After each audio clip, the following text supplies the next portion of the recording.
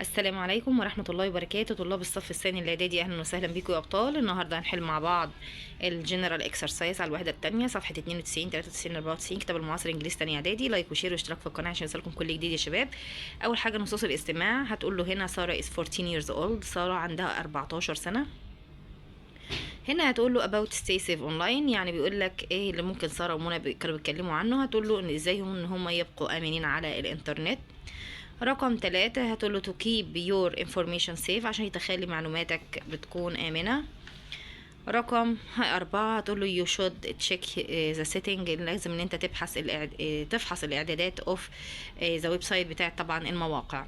وقف الفيديو من الاجابات، كمل معايا يا بطل، يلا بينا.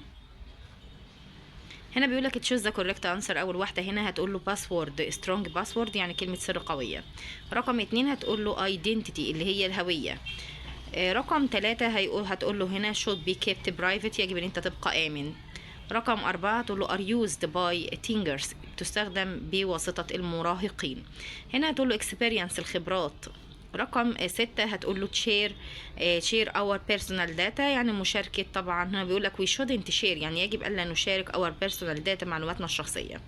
هنا بيقول لك read and complete the text with the word in the box. أول واحدة هنا privacy الخصوصية، careful الحريص، data بيانات، share يشارك، for print البصمة الرقمية. أول واحدة هتقول له هنا share your password، يعني يجب ان انت ما تشاركش الباسورد بتاعك او كلمه السر بتاعتك. رقم 2 هتقول له فوت برنت البصمه.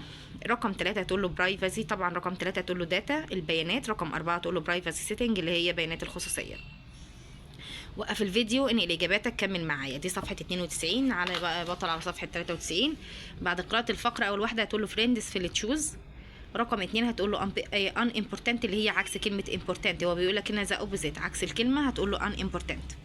طيب رقم 3 what does the underlined pronoun they refer to، كلمة زي دي بتشير لإيه؟ هتقول له updates اللي هي التحديثات، في القطعة بتشير لكلمة التحديثات. طيب give a suitable title for the passage، بيقول لك هنا حط عنوان مناسب للقطعة أو للفقرة. هتقول how to stay safe online، إزاي تبقى آمنا على الإنترنت. how to stay safe online. هنا يا بطل what are two things هدى أو هنا does to stay safe online، ايه الحاجتين اللي هنا بتعملهم عشان تكون آمنة على الإنترنت. عندك من أول هنا she created strong complex passwords، هي أنشأت يا شباب باسورد قوي ومختلط. and never share them، وأبدا مش بتشاركه. and كمان بيقولك she also he doesn't check her privacy setting on social media، ودايما بتفحص الإعدادات الخصوصية بتاعتها على الإنترنت. دي إجابة السؤال الخامس. يلا بينا على السؤال السادس. بيقولك هنا why is it important to update your apps، ليه مهم ان انت تحدث التطبيقات بتاعتك. رقم 6 تعالى مع بعض كده. عشان طبعا التطبيقات القديمه اللي هي old software can have security risk، بيكون فيها نسبه مخاطره كتيره، وكمان ممكن يتم اختراقها بسهوله. which can be used by hackers، ممكن يتم استخدامها بواسطه الهاكر هم المخترقين to steal personal data. طيب تعالى هنا بقى في الكومبليت ذا سنتنس. اول واحده ذا سكول رولز، قواعد المدرسه، تقول له must be followed. رقم 2 هتقول له be shared shouldn't be shared. رقم 3 important ايميل، الايميلات المهمه، هتقول له are sent by the manager، تم ارسالها بواسطه المدير، مبنيه للمعلوم. طيب هنا ذا انترنت هتقول is used.